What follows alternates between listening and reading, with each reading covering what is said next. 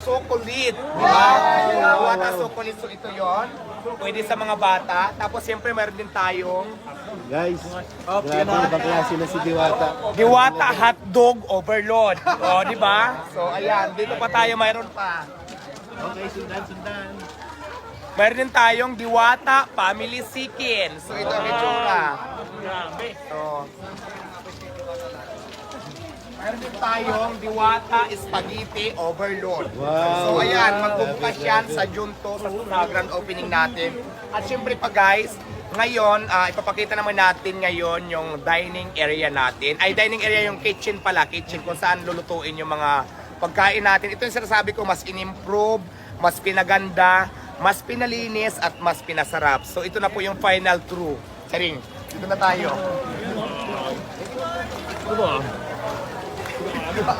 So, asa na yung aking cameraman? So, ayan, dahan-dahan lang sa pagpasok, baka magtangayan yung mga ano.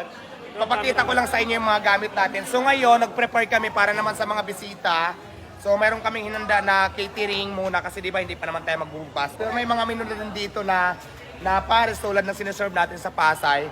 Pero hindi pa masyadong marami kasi papatikim lang natin sa lahat ng tao nandito ay yung magkakasya lang. Kaya nga po, importante kanina sinasabi namin mag-register bago pumunta kasi soft opening pa lang naman natin para lang ma-budget natin kung gaano karami yung tao. Kaya importante yung nakalista. So, ito na, papakita ko muna sa inyo yung mga gamit natin, yung mga pinaglulutuan, yung kitchen natin. Ito sa public to para makita nyo gaano kalinis, gaano ka in-improve ni Diwata Pares. So, let's go.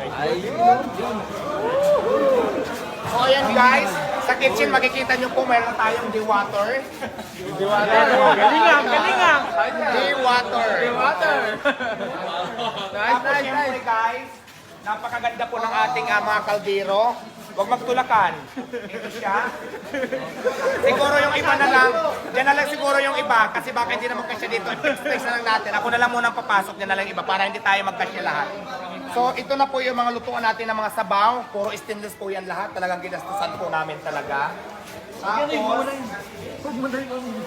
mapakita natin yung siguro baka mag-anuhan na magkalaglagan. Ayan po, fix natin yung mga gamit natin gaano ka high-tech na yan. Ayan po. Yung mga kalan, ayan. Puro po high-tech na yan. Mga gamit natin. So ito. Tapos ito yung gandahan lang po yung ihawan. Tapos syempre, ito yung fryer din natin katulad sa Pasay. So magdadagdag pa tayo ng fryer. So doon na lang muna tayo para babalik na tayo doon para hindi masyadong magulo. Alright? Alright. Tapos sa harapan naman tayo, titingnan naman natin kung ano yung itsura ng cashier natin ngayon. So papakita ko sa inyo. Let's go. Laki nyo sa plano! Asan na? Hindi ka na matutupita niya. Diwata, birthday ko!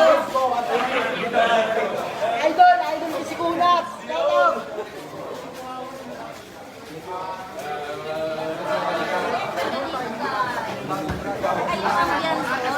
Oh, hindi ka lang! Oh, excuse me! Up! Wow, ganda ng cashier. Asan na yung videographer ko? Alden!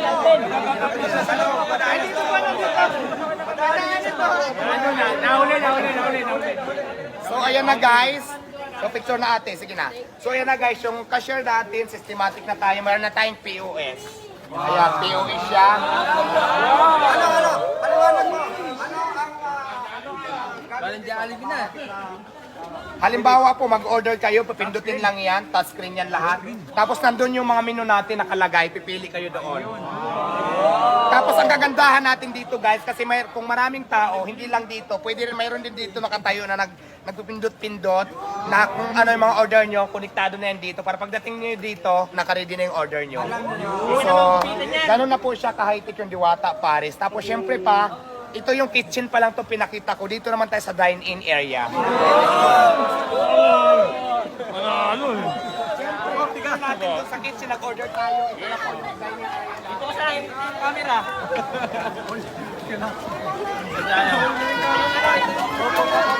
Diwata! Dito na lang muna tayo kasi maraming visitors, so nakahiya naman, magkuluhin natin sila. So after natin mag-order doon sa kitchen, tinor ko na sa inyo. Ito naman, dito naman kayo pwedeng kumain. Pero syempre dyan sa labas, yung nakikita sa may billboard na yan, yung may mga spaghetti, may sukulit, lagyan din natin yan dyan ng mga tables pag hindi maulan para kung maraming tao dito, maraming tayo pwede pagyan ng labisa. So ayan, pinakita ko lang sa inyo yung itsura ng Diwata Paris Overload dito sa Quezon City na talaga namang pinaganda namin, mas in-improve, mas pinalinis, mas naging systematic lahat at naging maayos na po siya. Kaya maraming salamat po sa inyo. Tuloy po ang laban at abangan nyo po ang Diwata Paris sa ibang lugar kasi marami po tayong branches na ilalagay sa buong Pilipinas. So maraming salamat. Ayun lang.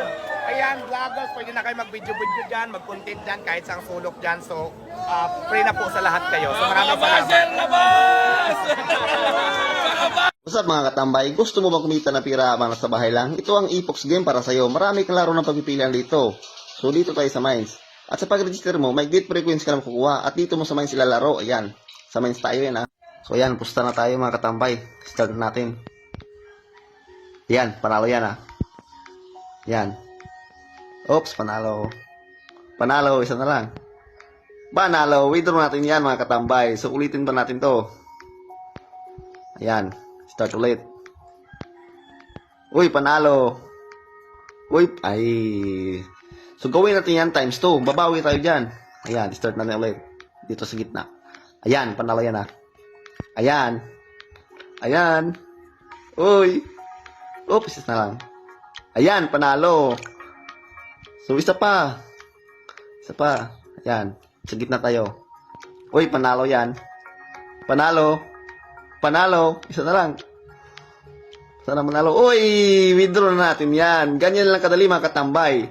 At sa pag-register mga katambay, nasa comment section yung link. Kaya ano pang hinihintay yung mga katambay?